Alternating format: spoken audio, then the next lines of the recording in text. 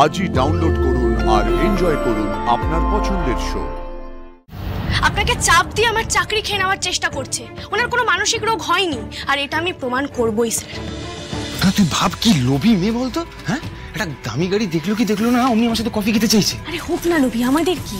ওই মেয়েটা দেখা করতে চেয়েছে মানে ট্র্যাকে ঢুকে গেছে। ওর ওই রেকর্ডারটা কেবিন অবধি পৌঁছে দেওয়াই আমাদের চ্যালেঞ্জ। বাবা মা,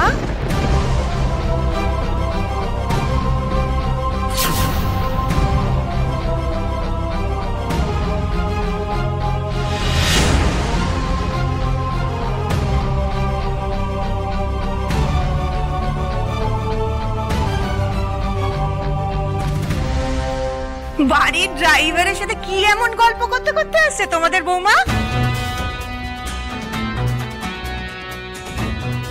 দিদি তোরা কখন এলি?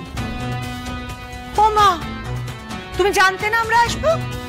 কি গো মা, বাড়ির সবাই জানে আর ও জানে না? না, জানে না। ওর সঙ্গে এই ব্যাপারে আমাদের কথা হয়নি। দিদিভাই, পিসিমণিরা এই কদিন এখানেই থাকবে। ওদের বাড়ির সামনে মেট্রোর কাজ হচ্ছে তো, তাই ফ্ল্যাট খালি করে দিতে হয়েছে।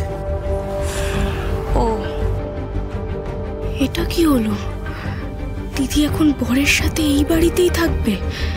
দুজনে মিলে বাবাইদার চোখের সামনে দিয়ে ঘুরে বেড়াবে? দেখেছো, এর জন্যই না আমার এখানে আসার কোনো ইচ্ছেই ছিল না। আরে রিতমের অফিস থেকে একটা বড় ফ্ল্যাট দিয়েছিল, সেখানে চলে গেলেই হতো। নেহার দাদা এত করে জোর করে বললো, তাই আর না করে পারলামই না।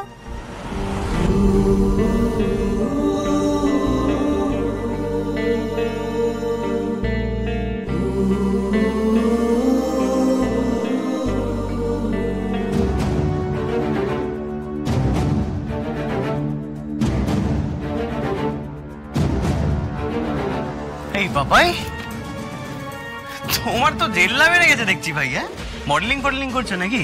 কি ব্যাপার? এই বাবলুদা, তোর ড্রাইভার তো দেখছি তোর মতো লুক মেনটেন করছে।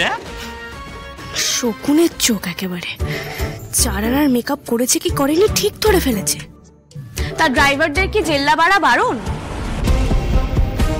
বাবা বাবলু, তোর বউ তো দেখি মাটিতে একটা কথা ফেলতেই দেয় না। আসি, আমি আসি। রাতে খেয়ে নিও কিন্তু। খুব খেয়াল রাখে। হ্যাঁ রাখি। পাপাইদা এই বাড়ির ড্রাইভার হতে পারে, কিন্তু ও তো আমার দাদা, তাই খেয়াল রাখি। আর দাদার খেয়াল রাখা তো বোনদের কর্তব্য, তাই না? যাগে দিদি, কেমন আছিস? ভালো আছে, খুব ভালো আছে। এই তুমি কি যেন বলেছিলে তোমার বাবাকে? আমার ছেলের সাথে বিয়ে দিলে নাকি তোমার দিদি খুব খারাপ থাকবে। হ্যাঁ, আমি না বুঝতেই পারি না মা, এ কেমন বোন, অন্য বোনের ভালো দেখতেই পারে না। আবার শুরু করলি? দিদিভাই যা তো, বাইরে থেকে এসছিস, হাত মুখ ধুয়ে নেগে যা।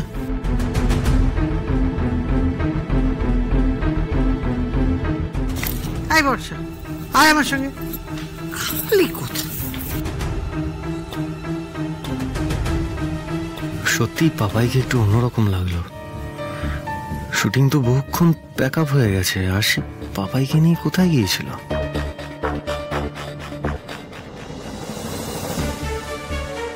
রিতম, তোরা বসে গল্প কর, আমি একটু আসছি। হ্যাঁ,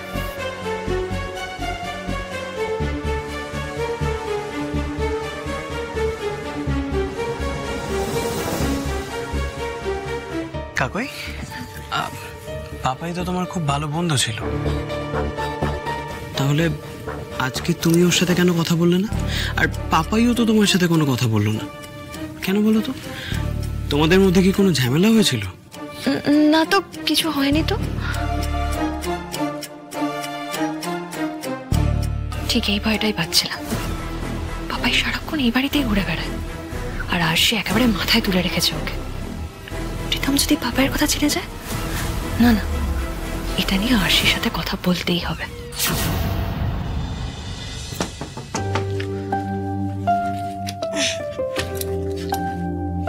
আপনি?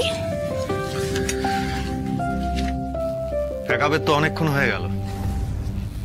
তারপর তুমি আর পাপাই দুজনে মিলে কোথায় গিয়েছিলে? একটু হাওয়া খেতে গেছিলাম স্যার, গল্প করছিলাম। জাস্ট গল্প করতে গিয়েছিলে? এই রে, স্যার কি কিছু জেনে ফেলেছেন নাকি? না না না না না না, এখন স্যারকে ভেঙে কিচ্ছু বলা যাবে না। ও বজরংবলী, স্যারকে মিথ্যে বলছি, দোষ নিও না বজরংবলী, দোষ নিও না। কি হলো, চুপ করে আছো যে? হ্যাঁ, আড্ডাই মারছিলাম। না, আমি ভাবছি আপনার হঠাৎ কি হলো? আমাদের ভাই বোনের মধ্যে তো কোনোদিন ঢোকেন না আপনি। আমি ঢুকতেও চাই না তোমাদের মধ্যে, কিন্তু তোমরা দুজনে মিলে যা শুরু করেছো, আমি ঢুকতে বাধ্য হচ্ছি। মানে আমরা কি করলাম স্যার? আরশি, স্টুডিওটা এখনো আমার পাওয়ারেই চলে। তুমি কি ভাবো তোমরা দুজনে মিলে স্টুডিওতে বসে কোনো ষড়যন্ত্র করবে আর সেটা আমি জানতেই পারবো না? ষড়যন্ত্র? অফকোর্স। আমি বরুণদাকে অনেকবার ডেকেও পেলাম না, তারপরে জানতে পারলাম বরুণদা নাকি অনেকটা সময় ওই ড্রেসার রুমে ঢুকে বসেছিল, আর সেখানে নাকি তুমিও ছিলে, পাপাইও ছিল। তোমরা কি করছিলে ড্রেসার রুমে? আমার ড্রাইভার ড্রেসার রুমে কি করছিল? কি হলো? তারপরে ফেরার পথে আমি দেখলাম যে তুমি আর পাপাই একটু দেরি করেই ঢুকেছো, আর পাপাইয়ের লুক চেঞ্জড। কি চলছে তোমাদের মধ্যে? কি লুকোচ্ছ বলো তো আমার কাছ থেকে? স্যার, আমরা যাই করি না কেন তাতে আপনার ক্ষতি হবে না, বরং ভালোই হবে।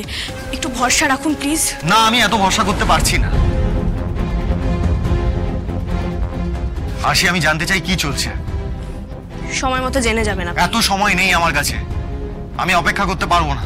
আমি এক্ষুনি জানতে চাই কি চলছে। বলো আশি, তুমি আমার ব্যান পাওয়ারকে ব্যবহার করবে আর ওই স্টুডিওতে বসে প্ল্যান সাজাবে, আমি সেটা অ্যালাউ করব? আশি, তুমি বলতে বাধ্য। বলো কি চলছে, এক্স্যাক্টলি কি করতে চাইছো তোমরা? বেশ, আমি যখন বলতে বাধ্য তাহলে শুনুন। আমি আর পাপাইদা একটা প্রেক্ষাপট তৈরি করছি, যাতে আপনাকে হাতে নাতে প্রমাণ দিয়ে দেখাতে পারি মধুবনী ম্যাডাম আপনাকে ঠকাচ্ছে, আপনাকে চাপ দিয়ে আমার চাকরি খেয়ে নেওয়ার চেষ্টা করছে। ওনার কোনো মানসিক রোগ হয়নি, আর এটা আমি প্রমাণ করবই স্যার। আপনাকে কথা দিয়েছি যখন, কথা তো রাখতেই হবে। কিসের প্রেক্ষাপট? আরে কিভাবে প্রমাণ জোগাড় করবে তোমরা? সেটা এখন আপনাকে বলা যাবে না স্যার। হাতে প্রমাণ পাই এমনি আপনার কাছে ক্লিয়ার হয়ে যাবে, তখন আপনি কতটা কিভাবে ঠকেছেন আপনি নিজেই বুঝতে পারবেন। হাসি, প্লিজ স্টপ।